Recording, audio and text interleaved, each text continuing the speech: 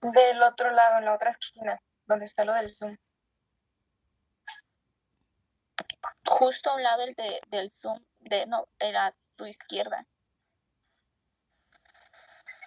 Al lado del de menos. Bueno, sí lo deja, sí lo ven, ¿no? Aquí. Y así déjalo. Muchas gracias. Ahí ya está. Okay. Gracias, compañeras. Bueno, empezamos, maestra. Buenos días. Voy a prender mi cámara, ¿verdad?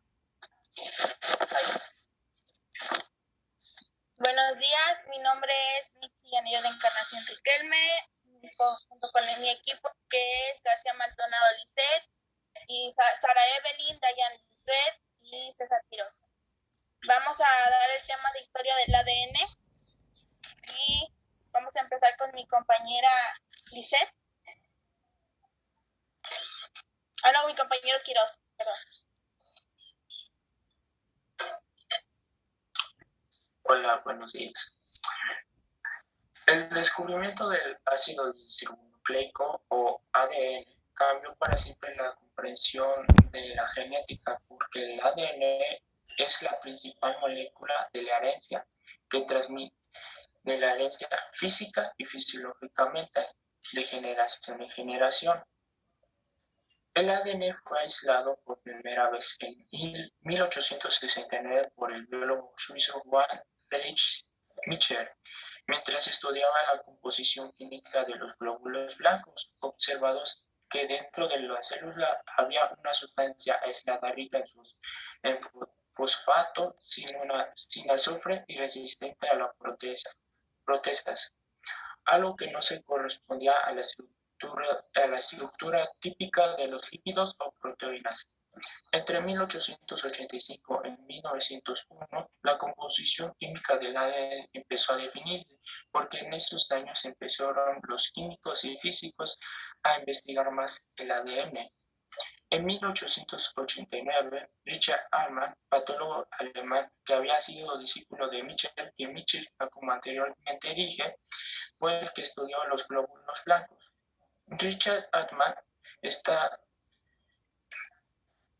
redefinió esta sustancia como el término ácido nucleico, porque él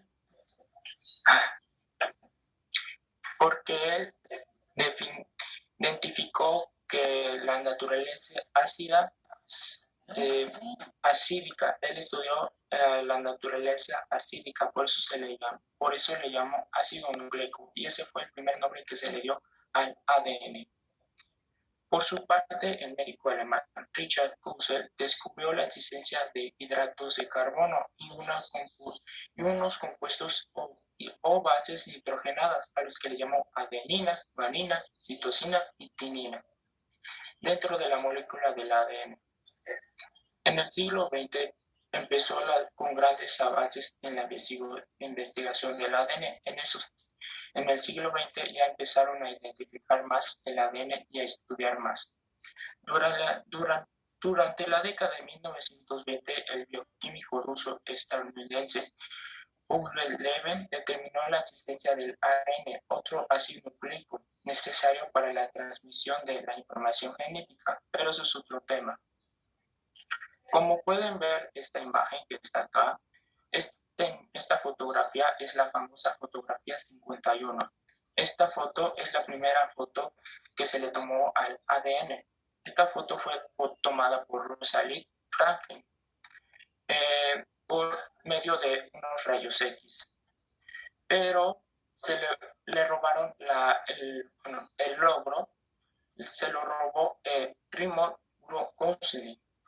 Por medio de esta foto se definió se identificó más el ADN y se vio que el ADN tiene dos hélices. Hoy en día los científicos se centran más en investigar cómo corregir errores y curar enfermedades de origen genético del ADN. Bueno, ahora sigue mi compañera Lisette y les va a explicar más el tema. Bueno, historia del ADN. Han pasado aproximadamente 2 décadas desde que se hizo disponible la información genética o genoma del ser humano. Por lo tanto, es posible conocer la causa de algunas fallas en el organismo buscando los cambios de su información genética, también conocidos como mutaciones genéticas. La editorial norteamericana Marvel Comics es una compañía que ha popularizado el concepto de mutante gracias a los superhéroes creados por el prolífico y recién fallecido Stan Lee. Por ejemplo, los hombres X son personas dotadas con superpoderes y cuyo origen radican en misteriosas mutaciones genéticas. Otro ejemplo también tenemos al superhéroe sorprendente Hombre Araña. Una historieta habla de un chico que adquiere habilidades sobrenaturales debido a la picadura de una araña radioactiva, donde supuestamente el ADN arácnico se incorpora al ADN del joven Peter Park.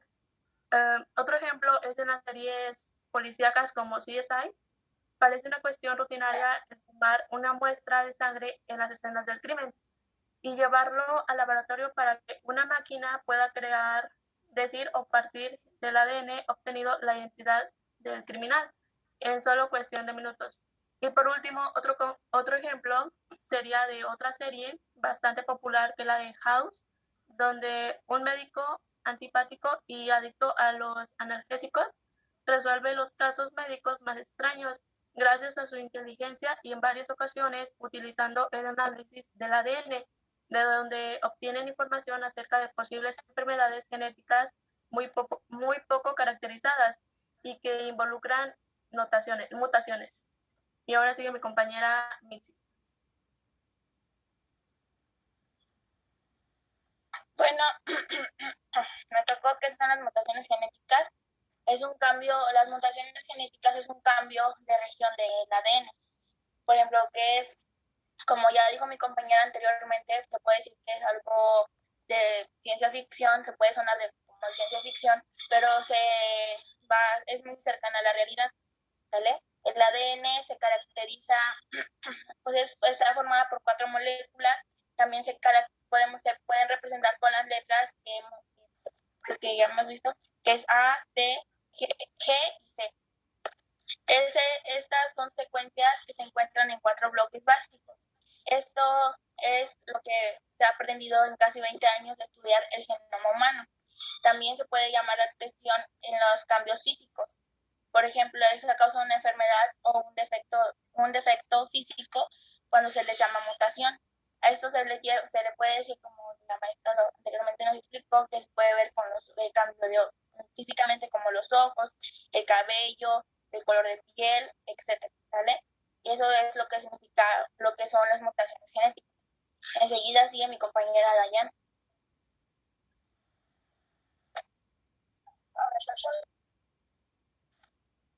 Buenos días. Bueno, si bien las mutaciones genéticas podrían ser algo muy conveniente, tal vez sea considerado un superpoder, pero existen otros casos donde confieren mayores ventajas. Por ejemplo, en algunas regiones de África donde la enfermedad conocida como malaria o paludismo, que es causada por el parásito Plasmodium falciparum, existen personas con una mutación genética que los hace inmunes o menos propensos a ser infectados por este parásito. Este defecto genético, que involucra un cambio en el ADN, se traduce como un cambio en un solo aminoácido de la hemoglobina, que es una proteína muy importante que conforma los glóbulos rojos de la sangre y que es responsable de transportar el oxígeno dentro de nuestro cuerpo. Esta mutación hace que el glóbulo rojo se deforme, con lo que entorpece la circulación sanguínea y el transporte de oxígeno, dando como resultado anemia falciforme. Como ya se mencionó, este defecto genético ha conferido una ventaja contra la malaria, ya que el parásito que lo provoca ya no puede infectar a los glóbulos rojos deformes. Sin embargo, las personas que padecen anemia falciforme tienen ciertos problemas de salud. Podría decirse que es el sacrificio o lo que se obtiene por a cambio de tener este superpoder. Y mi compañera sí la seguirá explicando. Bueno, las enfermedades raras y diagnósticos que pueden salvar vidas.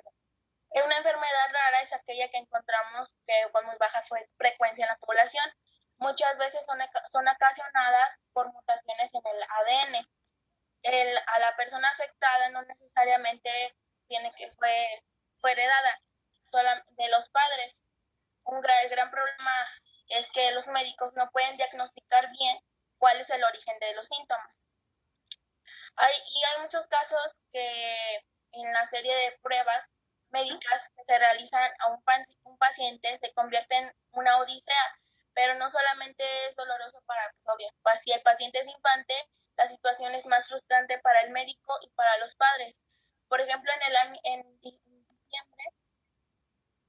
en diciembre del 2016 hubo un caso de una niña que se llama Mila, que esa niña tuvo una enfermedad hereditaria que fue diagnóstico del ADN, ¿no? Entonces, cuando ella, esta enfermedad, pues, como fue heredada, todavía no existen medicamentos que puedan curarla. Solamente hubo una investigación por médicos y investigadores para poder disminuir, o sea, no se ha podido curar, pero solamente se disminuyó, ¿sí? Esto es un ejemplo de cómo la ciencia ha avanzado. La ciencia básica ha podido que la tecnología se generara, ¿vale? Entonces, sigue mi compañera Evelyn. Hola, buenos días. Yo voy a decir un poco de los descubrimientos. El primer descubrimiento fue que en 1863 Gregor Mendel tuvo un importante aporte en el descubrimiento de genes y herencia. Él fue conocido como el padre de la genética por el experimento de guisantes para explicar los patrones de la herencia. En el 1869, Friedrich Nietzsche fue el primero en aislar el ADN a partir de una sustancia microscópica. Al descubrir residuos del núcleo celular lo llamó nucleína. En el 1919, August Leven identificó la base de azúcar y fosfato de la unidad nucleótido. Sugirió que el ADN consiste de una cadena de unidades de nucleótidos unidas por grupos de fosfato. En el 1928, Friedrich Gift intentó encontrar la vacuna en contra de Streptococcus pneumoniae, pero en lugar de eso hizo un avance en el mundo de la herencia, los cuales hizo 4 experimentos, los cuales introdujo hebras de bacterias en ratones. En el 1937, William Asbury produjo los primeros patrones de difracción de los rayos X, mostrando el ADN que tenía una estructura regular. En el 1944, el experimento Everett McLeod-Scarty mostró que el ADN era aislado y era un material que construyó genes y cromosomas. En el 1952, como ya había dicho mi compañero, que Rosalind Franklin fueron los primeros en obtener imágenes de difracción de rayos X de hebras del ADN. Pues en esa época solamente se conocía la estructura del ADN. Y en el 1953, James Watson y Francis Crick comenzaron a examinar la estructura del ADN usando fotos de los rayos X de fibras del ADN, descubriendo la forma X que se caracteriza de la hélice del ADN. En el 1977, Sanger y sus colegas introdujeron el método Sanger para secuenciar las médulas del ADN. De 1977 a 1979, los científicos de Genech, que esa fue la primera empresa de la ingeniería genética, modificaron genéticamente los microorganismos para producir somatostatina, la la somatostatina humana, la insulina humana y las hormonas del crecimiento humano. En el 1983, Kary Mullis publicó el primer papel descubriendo la reacción de cadena polimerosa o también llamado PCR, una reacción de cadena que puede ser usada por copias en pequeñas cantidades del ADN. En el 1984 fue el proyecto Genoma Humano, que fue propuesto por el gobierno de Estados Unidos. En 1990 fue la primera terapia genética aprobada por el FDA, igual en Estados Unidos. El proyecto Genoma Humano se identifica y mapea los genes del genoma humano, y en el 1996 fue lo de la oveja Dolly. Yo creo que varios pues ya hemos escuchado sobre lo de la oveja Dolly, que fue el primer mamífero clonado de las células de un animal adulto. Y en el 2003 fue lo del proyecto Genoma Humano, que fue una colaboración, se puede decir que fue la colaboración más grande del mundo, y anunciaron las secuencias del genoma humano que se completaría con una precisión del 99.99%. Y a continuación mi compañera Mitzi dará una pequeña conclusión.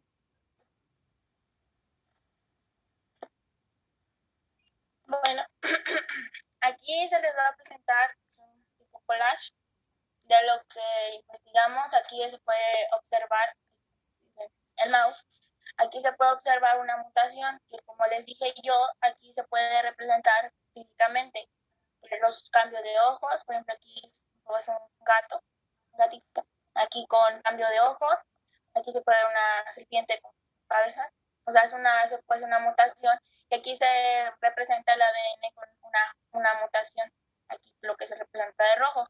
Aquí es el ADN, y aquí es lo que dijo mi compañera Dayan, que era lo de cuando pues decir una infección, o sea, la mutación entra sobre los glóbulos rojos y se deforman.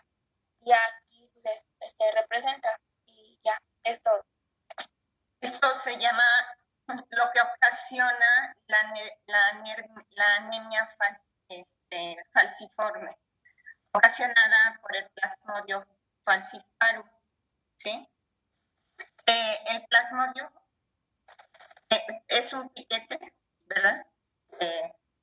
De un mosco, como ustedes lo mencionaron, que provoca ¿qué, jóvenes?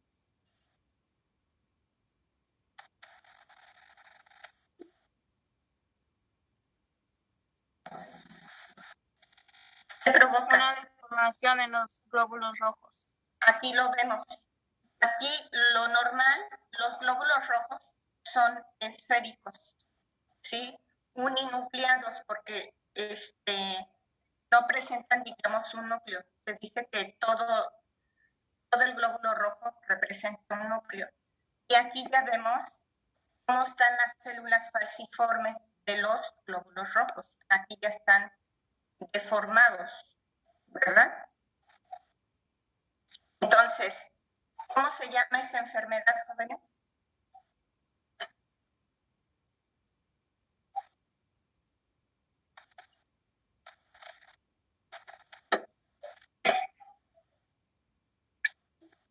Anemia. ¿Qué? Anemia falciforme. ¿Ocasionada por quién?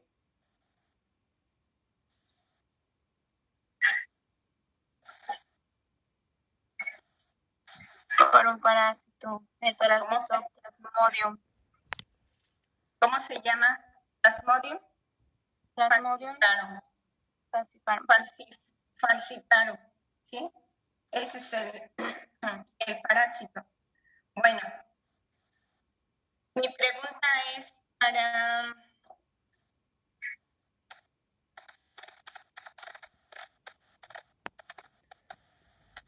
¿Quién dio? Ya me perdí, porque creo que lo anoté. Y... A ver, César. César, ¿tú qué diste, César? Yo di como los inicios del ADN. Los inicios del ADN. Ajá. Bueno, quiero que me digas qué entendiste, porque todo lo leíste. Bueno, casi todos lo leyeron. Dime qué entendiste de lo que te tocó a ti y de todo el artículo en general. Dímelo para que quite yo lo que te puse aquí. Bueno, yo entendí, bueno, de mi parte, que el ADN es fundamental. Bueno, es fundamental porque es lo que nos transmite, es la herencia, pues, que nos transmiten nuestros padres, madre. Y entendí que esto investigué yo por mi parte. Lo de la imagen, la de la fotografía 51, me pareció muy interesante, la verdad, porque Rosalind Franklin le quitaron su logo porque no sé por qué, la verdad, pero me pareció muy interesante y por medio de esa fotografía se identificó las dos hélices del ADN y por eso, y por medio de unos rayos X. Así es. Ay, perdón. Justamente, Rosalind Franklin se le debe, a ella se le debe, ella debió haber tenido el premio Nobel, no a Watson y a Crick. Sí, ellos se los quitaron. Ellos de alguna manera se los quitaron porque el mérito se lo dieron a ellos. El premio Nobel se lo dieron a ellos. Cuando Rosalind Franklin fue la que descubrió que efectivamente el ADN estaba compuesto por una doble cadena. Lo que hizo que Watson y Crick acomodaron todas las piezas. Eso fue lo que hicieron. ¿Qué piezas tiene el ADN? Es pregunta para todo el equipo. ¿Cuáles son las piezas que contiene el ADN para que sea ADN? Está compuesto por adenina, guanina, citosina y timina. Ok. ¿Qué más, equipo? Todos los integrantes del equipo. ¿Qué le falta? Ya tu compañero dijo algo. ¿Qué le falta? ¿Qué otros componentes tiene la molécula de ADN? Pues dijimos que se representan porque la cadena se formula de 4 moléculas o modelos, de 4 modelos, y se representan por las letras que son A, T, G y C. No, eso ya lo dijo tu compañero. Le hace falta otra cosa para que la molécula de ADN esté completa. ¿Qué le falta? Timina. Ya la dijo tu compañero. Tu compañero dijo adenina, guanina, citosina y timina. Son las bases nitrogenadas. Lo que le falta a la molécula, y obviamente algo muy importante para poder definir qué es el ADN, justamente.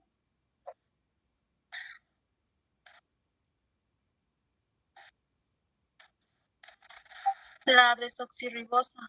Claro. Si no, no fuera ADN. ¿Y qué más? Le falta otra pieza al ADN. Los grupos fosfato y las bases nitrogenadas. El grupo fosfato, su azúcar y los puentes de hidrógeno, porque las bases nitrogenadas ya nos dijeron. ¿Sí? Todo eso es lo que hicieron Watson y Crick. Como descubrieron en sí la molécula de ADN de Rosalind Franklin, ellos acomodaron las piezas. Pero quien la descubrió fue Rosalind Franklin. Y Watson y Crick acomodaron las piezas. Ok.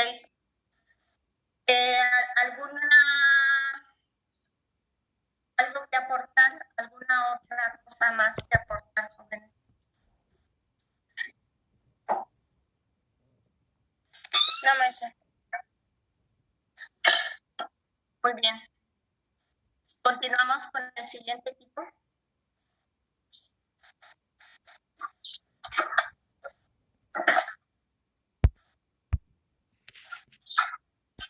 Se divide en 6 subtemas que a continuación se los vamos a ir explicando. Las integrantes del equipo soy su servidora yo, Ingrid, Sharon, Ingrid Amelie y Karina, que somos el tercero J.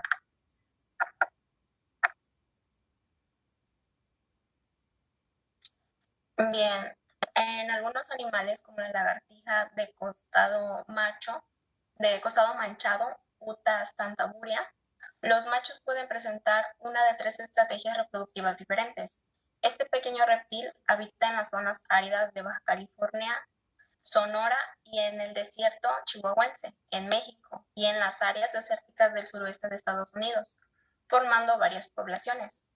En ellas coexisten el espacio y en el tiempo 3 formas diferentes para obtener pareja y generar descendencia.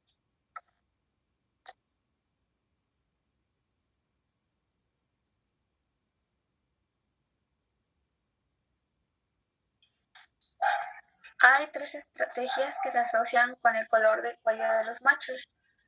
Los machos con garganta anaranjada tienen más testosterona y son los más agresivos. Defienden territorios grandes e invaden territorios de machos de garganta azul. Los azules son menos agresivos y defienden territorios más pequeños. Y los machos con garganta amarilla se comportan como las hembras y logran pasar desapercibidos por los machos territoriales. Su color, su posición social y su comportamiento territorial están sobre todo determinados por la genética. Es por ello que su éxito dependerá de cuántas veces tengan que enfrentarse a otros machos con la misma o con distinta estrategia.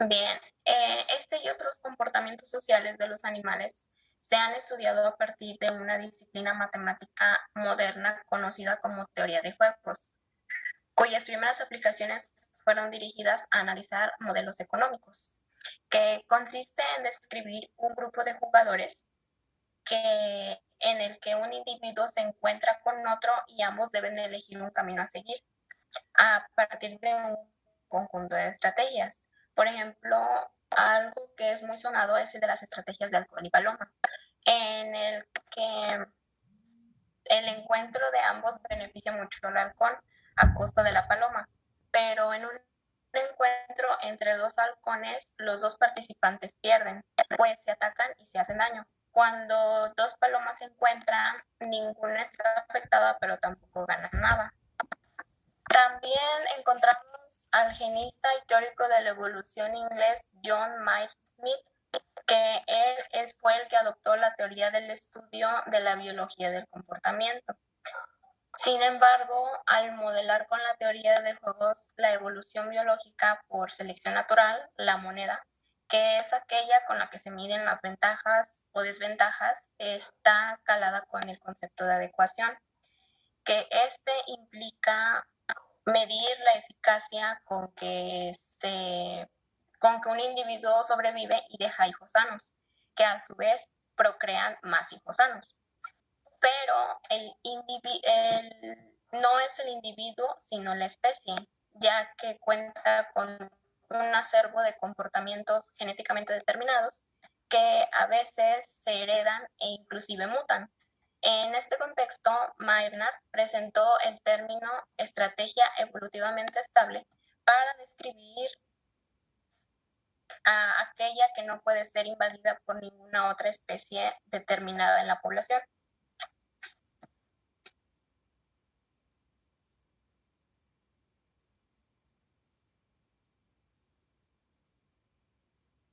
Bueno, pues las condiciones de coexistencia, las estrategias deben de estar relacionadas entre sí para que una población no gane en repetidas veces, ya que si esto sucede, pues las poblaciones tendrán consecuencias. Una de ellas es que la población que gana en repetidas veces, pues únicamente tendrá una estrategia y únicamente será de lagartijas, mientras tanto la otra población, el resto de las poblaciones van a desaparecer. Es por eso que la teoría arroja 2 opciones.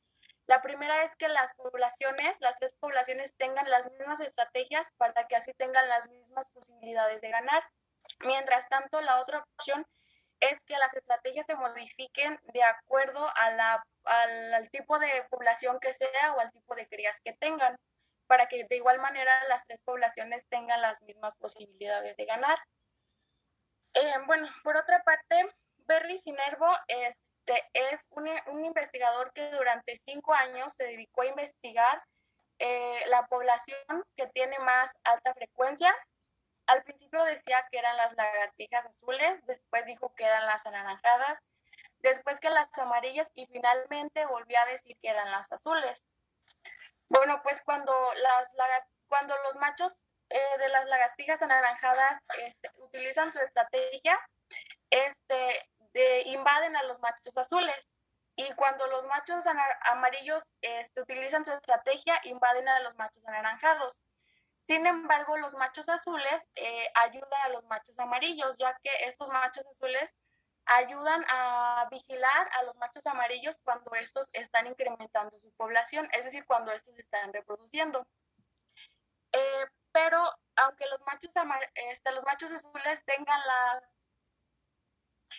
tengan las posibilidades muy bajas de ganarle a los machos anaranjados, siempre van a pelear con los machos anaranjados para defender a los machos amarillos. O sea, es decir, que los machos azules y los machos amarillos se apoyan, pero los machos azules siempre van a pelear con los machos anaranjados sin importar qué tan baja sea su posibilidad de ganar.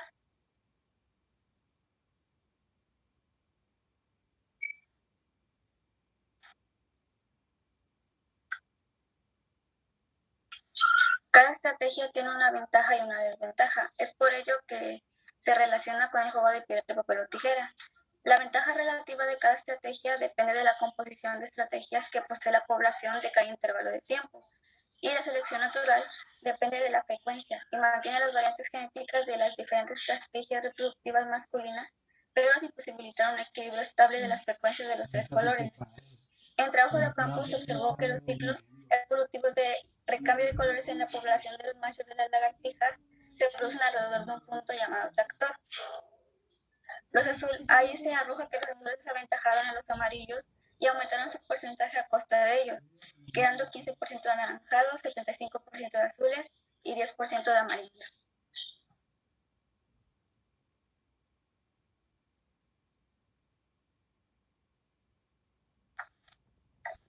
Bueno, en este subtema que me tocó a mí, tiene el título ¿Y qué dicen las muchachas o furtivos en problemas? En las dinámicas sexuales de los animales pueden haber dos componentes, donde el primero sería la competencia activa entre machos, donde se disputan los machos para ganar a una hembra o la elección por parte de las hembras, donde obviamente las hembras eligen a los machos. Bueno, las hembras pueden sesgar la convivencia de las estrategias masculinas, provocando que una población se conserve solo con una o dos estrategias, extinguiéndose las otras. Cuando esto ocurre a lo largo de las generaciones, se recompone rápidamente el genoma completo de la población, de modo que los híbridos entre las poblaciones de 3 colores y 2 colores sean poco sanos, propiciando así el camino a la especificación o formación de otra especie. Se ha observado que las poblaciones con pocos colores suelen estar compuestas también de pocos individuos, o sea, hay pocos colores y tienen pocas hembras o pocos machos.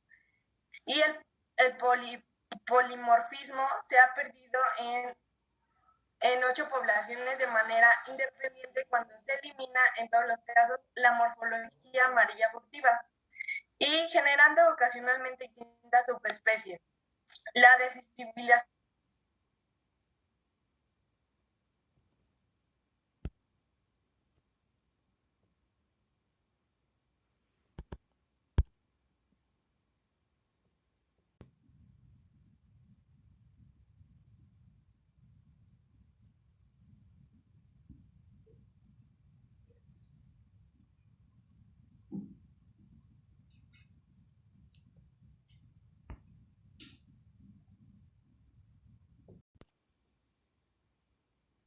poblaciones se ha observado.